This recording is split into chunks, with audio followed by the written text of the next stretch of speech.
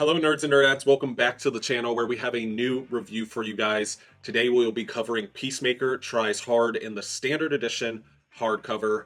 A quick disclaimer before we get into the brunt of the review, that if you do hear me calling him Peacekeeper instead of Peacemaker, I do apologize. For some reason my brain cannot wrap my mouth around his name being Peacemaker, and my mouth really wants to say Peacekeeper. So if you guys do hear me say that, keep a little tally in the comment section down below. It can be a nice little inside joke between us.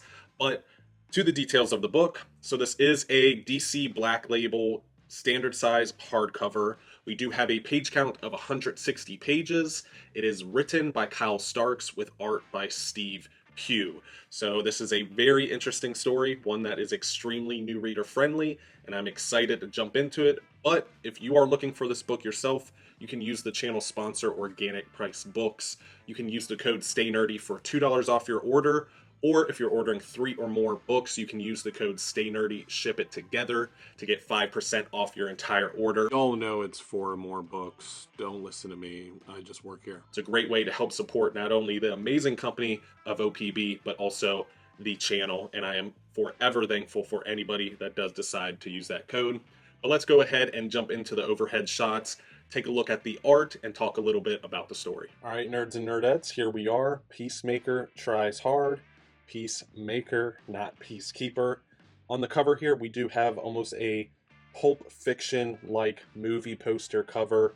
It's absolutely beautiful and incredibly fitting to this silly and wacky, zany story. Here's the spine here. Pretty simplistic, just red with the title and the creators.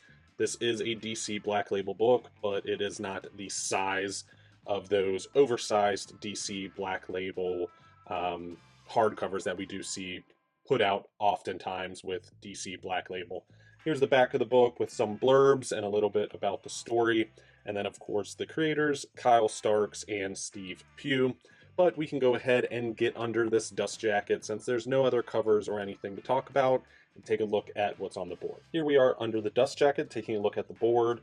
On the board itself, we do have 2 more movie-like posters that are covers from this specific title. We do have almost like a Star Wars-like movie poster on the front cover, and then on the back a more kind of throwback-looking movie poster. When you do spread it out, since there is no connecting cover or anything like that, you just kind of have 2 movie poster-like images on the front and back. It is a nice touch. I do like how all of the covers and all of the design aspects of the book do look like movie covers, but it would have been nice to get a nice wraparound cover, especially because there's some pretty funny and awesome splash pages throughout this specific title. But let's go ahead and get into the book. All right, getting right into the book, we do have some beautiful end pages of Peacemaker, not Peacekeeper, again, and his dog. What that dog's name is, I'm not going to give away just because it does have a weird way that it plays into the plot, so we won't dive too deep into that. We do have a beautiful title page. Make note of how Peacemaker does favor John Cena. So that's the creators really showing where they got a lot of inspiration here. More very John Cena-esque images here on the secondary creators page or title page. You do have the writer, Kyle Starks, artist, Steve Pugh, colors by Jordi Belair, lettering by Becca Carey, and then you have series and collection cover artist, Chris Anka, which I think her covers lended beautifully to this title. Very over-exaggerated and silly, as you can see here. Now we do open up with a very funny and interesting opening scene here where we get a introduction to Peacemaker in a grocery store. You do get a little bit of a description of who Peacemaker is, as well as a little bit of a origin, somewhat, or scenes that touch on a little bit of his origin, which I did think was a great touch. You're going to probably hear me say a lot during this review how great this is for new readers, because it really is very, very good for new readers. It's very new reader friendly. You don't need to know much going into it. You just kind of flip it open and start reading. This is actually one of my favorite scenes here. It looks really brutal, but there's a funny underlying story that takes place with this scene here that I don't want to give away, but that made me chuckle. Along with a lot of scenes throughout this entire title, this is one of the funnier titles that I've read. I kind of touched on before that I'm not the most emotional guy when it comes to some titles and stuff like that. So having a book that actually made me laugh and even belly laugh sometimes was very impressive, and a notch in the positive side of this title for sure. You do have a lot of obscure characters throughout here. Here's one that you're seeing, which is Monsieur Malat, who is a French ape. You have the Brain, Red Bee, Snowflame, just to name a few. But they are all very obscure DC characters. They are DC characters. Maybe not all of them originated as DC characters, such as Peacemaker, who came from Charleston Comics, but you do have primarily all characters that exist in the DC universe. Obviously, this being a Black Label book, it's more than likely not in continuity. I'm going to lean towards it's not. And that's mainly because it's a Black Label book. Obviously, Peacemaker not being one of the members of the Trinity or the Justice League or anything like that, they could just as easily say this is in continuity and it really wouldn't affect anything. But I guess that's up to the higher-ups at DC and not the guy reading it and reviewing it on the internet. And here we are with our first look at Snowflame, one of the silliest characters. I will touch on what his superpower is during another portion of the review, so keep watching for that. Very interesting character. Red Bee being another character that is very obscure but gets a lot of time to shine throughout this story. Really respect him as a character by the end of the book. And then we do have a guy that somewhat looks like Deathstroke. Why is that?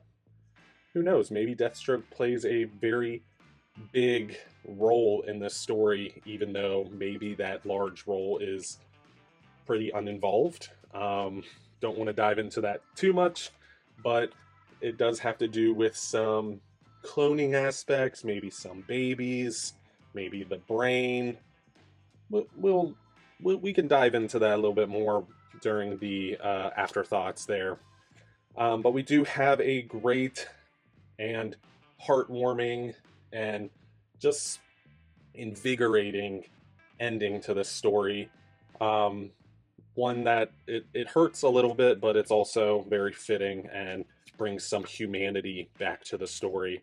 A story that up to this point was very silly and not realistic in a lot of regards, but that does wrap up the brunt of the story. It is a fairly short read. You can probably get through it in one sitting, but it is a highly, highly slept on book. I don't know how more people aren't talking about this, and I hope that this review allows more people to read it, because I do think it's worth reading no matter what.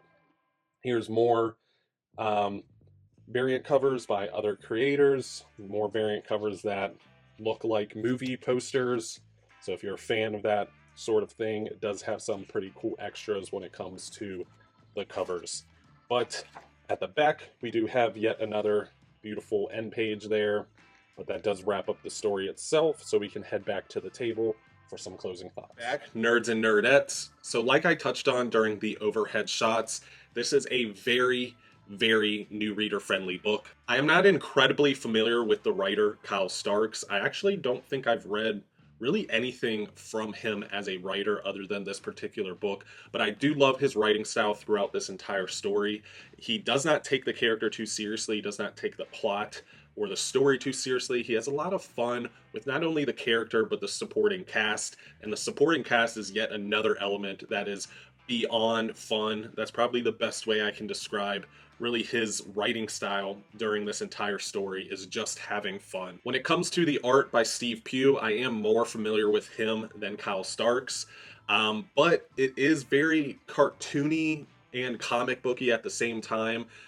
But for those of you that maybe are not into that style of art, it's extremely fitting to the plot and the story elements that's taking place through this entire story that we're being told. I think something more realistic or more kinetic when it comes to the art style and the paneling would not be fitting at all. And I think Steve Pugh's art is 100% what this title needed to tell this particular story. Now, as I've touched on multiple times, this is great for new readers, but it's also great for fans of the Peacemaker TV show by James Gunn, because this is that character, that iteration of that character. Peacemaker looks just like John Cena. The quips are very similar to what you would hear from John Cena. It was to the point that when I was reading this, I was hearing John Cena's voice in my head while reading it. It is 100% on the exact same wavelength as that show. So if you are a new reader or a fan of that show, this is a great kind of title that you want to pick up, because you don't need any prior knowledge, any real prior reading. You can just jump right into it and start fresh. Maybe if you had some knowledge on Amanda Waller or the Suicide Squad or Deathstroke, those DC extended universe characters that we were all introduced to during the movies, that would maybe help, maybe be more in your benefit. But I think if you went into this 100% blind, not even knowing who these characters are, I think you would be pretty good as well. It is a superhero book, and this is obviously targeted towards DC fans. This is a comedy at its heart and soul. This was a book that actually made me laugh, which I don't laugh at comedic books very often. You had some ridiculous plot lines, from fighting Deathstroke babies to extremely vulgar language at times. Then you also had some ridiculous characters popping up, some really, really ridiculous and obscure characters, such as Snowflame, who is a character that gets his powers from yayo, booger sugar, cocaine, coquiana. You also have some other weird characters and obscure characters, such as the Red Bee or Monsieur Malin. Just to name a few that kind of pop up in this story. And if you don't know who those characters are or who I'm referencing, then read this. That is the best way to find out who those characters are, or what names or what faces match the names that I'm referencing. Overall, this is a great book. I think it lends beautifully not only to new readers, but maybe fans of the DC Extended Universe group of movies that want to jump into comic books. This is a great jumping in point. This is a great branching on point, because it's very similar to that Peacemaker TV show, or the Peacemaker that we saw in James Gunn's Suicide Squad. I also really enjoy that this book leans heavily and goes deeply into the ridiculous side of the DC universe, especially for a DC Black Label book, which I typically see Black Label titles leaning more heavily into the dark side of the DC universe, and usually being more of a darker story overall, where this is the complete opposite of that. It is literally a comedy in a comic book format. So that is a breath of fresh air. So anybody that wants a break from the darkness, this is a great title for that. And it is a very short read. You can finish it in one sitting, Unless you're me and you can barely read. and that's honestly the biggest negative. Depending on who you are, it's a negative for me, just because I found myself really wanting more elements, more aspects that are explored throughout this story. I just wanted more of them. I feel like there was some points where I was enjoying something and it was cut a little short, and I ended up wanting to know how much more ridiculous that thing could have gotten. But it is what it is. They had to obviously tell this story throughout a set number of issues, and Peacemaker is not obviously the biggest revenue character when it comes to the DC universe. So it is what it is, but I do wish we got more, especially when it comes to some of the more funnier aspects that I found more funny throughout the story. And I just want to know even more what happened. Looking at you, Deathstroke babies. What happened to those babies? Are they just roaming around the world, ruling the world? What happened? Who knows? But overall, I am going to give it a 7.8 out of 10. I think it is a stellar book. It is a great read.